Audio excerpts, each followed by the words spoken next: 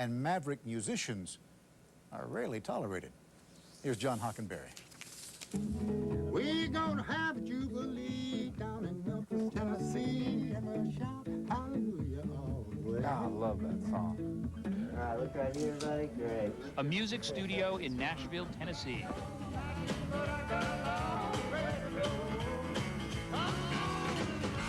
Country rock legends Carl Perkins and Dwayne Eddy are making a record.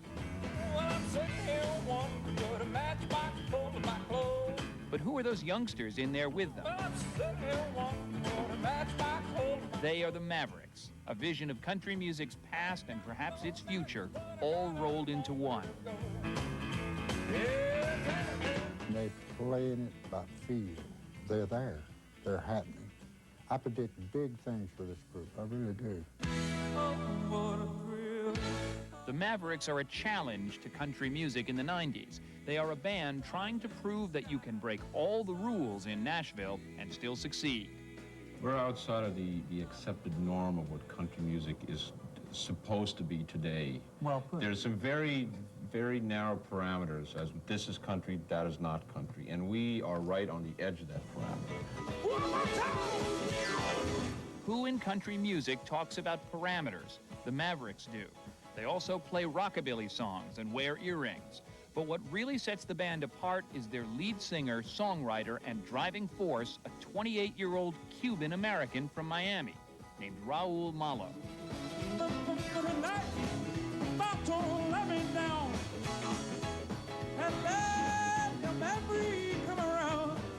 Why should country music only come out of people that live in Oklahoma or in Texas?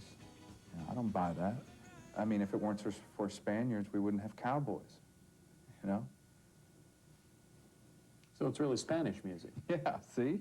The formula in Nashville right now is have a lot of sexy young women singers, have a lot of handsome hunks who sound like George Jones and look like they moonlight at Chippendales, and smile a lot. And if you don't look like that, and if you have music that's slightly more downbeat or slightly more complex or slightly more from your heart, you have a real tough battle in Nashville these days breaking down those doors, and I think that's the Mavericks' problem. But Raul Malo's music is all heart, not a Nashville formula.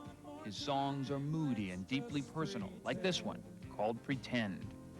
Maybe there's a chance that you could change your mind if you just pretend you love me all the time. I don't want to be a memory or a friend. Everything is in my music. Darling, you don't have to love me, just pretend. I mean, it has been since I was a kid. Raul fell in love early with music. His first love, the old 50s records his parents brought with them when they fled Castro's Cuba. He was about a year and 10 months. And he was standing in front of that record player. And at that time, I remember, Frank Sinatra was famous for that song, Doobie Doobie Doo. Strangers in the Night. Strangers in the Night. So he would look at me and he said, Mom, Doobie Doobie Doo. 1 year, 10 months, he's doing Sinatra? He was listening to Sinatra. And doing him? Doobie Doobie Doo. He was asking me, Mom, Doobie Doobie Doo. Sinatra was fine for little kids, but as he got older, Raul wanted something more. I was about 8 years old, and I saw the Elvis Aloha from Hawaii special. Wise men say. He performed that night with that cape and kissing girls and playing music and shaking his leg and having fun. I said, man, that's what I want to do. I don't want to work. You know, that's what I want to do. That looks like a good job to have, you know? And then the house started getting full with equipment. And today was one guitar, and then was a bass, and then was an amplifier. An amplifier, another amplifier for the bass, another amplifier for the guitar, another guitar, and I said, well, all right, that's it, okay. we're going to have a whole room for you, Raul. So we gave him a studio. Oh, you really put your foot down, huh? Yeah. But in Miami in the 70s, an aspiring teenage musician who loved Elvis and hated disco was not terribly popular. And even at home, Raul was pretty much on his own. We always try to tell him, Raul, okay, but this is only temporarily. When you are in the high school, you play your music, you play this, you play the other, but your real life is not going to be like this, you know. You're going to be a lawyer, you have to be an attorney, you have to be a CPA, you have to be an architect. They always said, you know, well, yeah, you can do the music thing, but you need something to fall back on. I hated those words. That fall back on meant that you would fail. I hate failing. And I can lose it all today, 'cause I got out of you. Come on!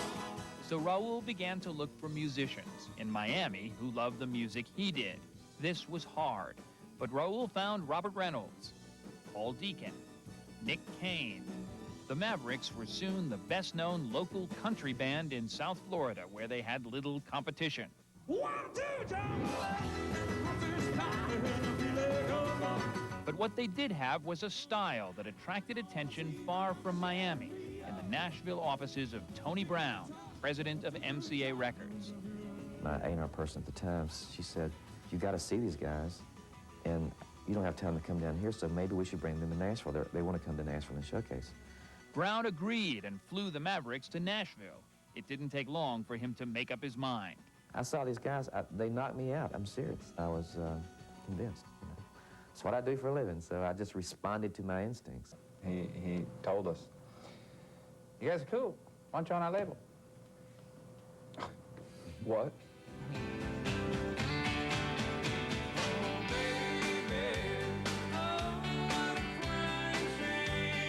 The Mavericks' first album got critical acclaim and no airplay.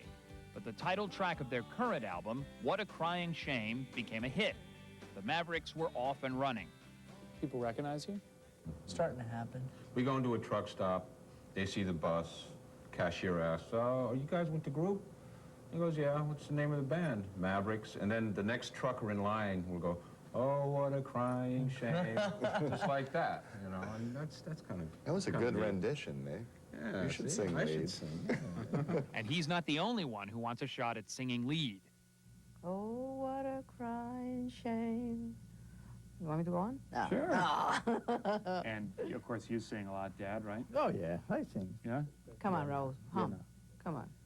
Oh, what a crying shame. Very good. Yeah. I'm done with it.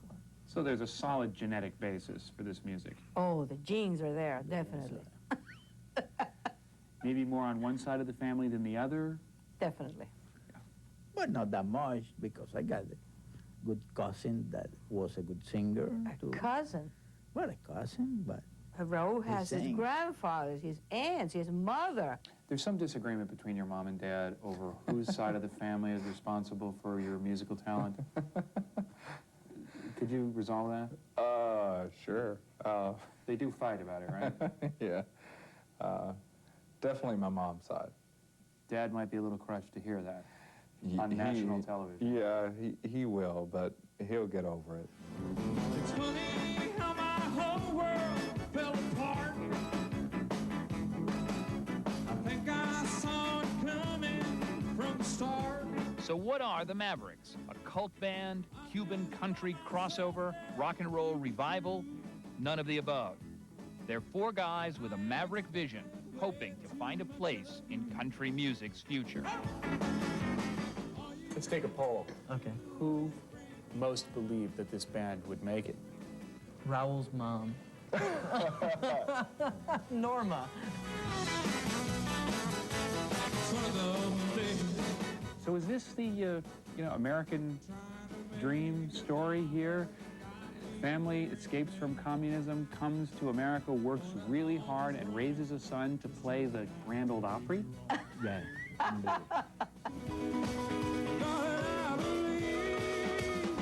The things you said to me.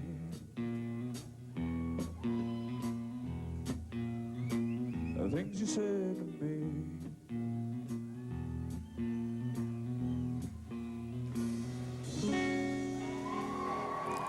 be right